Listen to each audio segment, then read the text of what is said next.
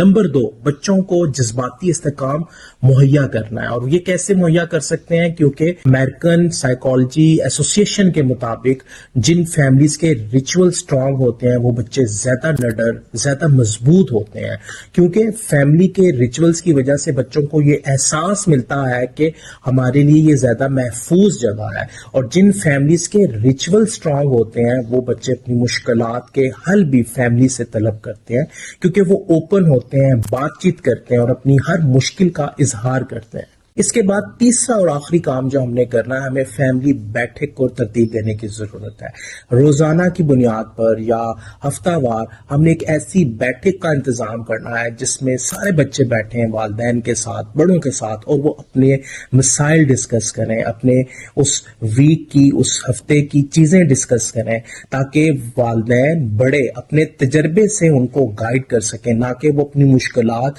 باہر والی دنیا سے ڈسکس کریں اور ناقص رائے کی وجہ سے اپنی زندگی کو مفلوج کریں۔ تو یہ 3 پوائنٹ آپ کے فیملی ریچولز کو مضبوط کرتے ہیں، اور فیملی ریچولز ہی بچے کی پرورش میں اہم کردار ادا کرتی ہے۔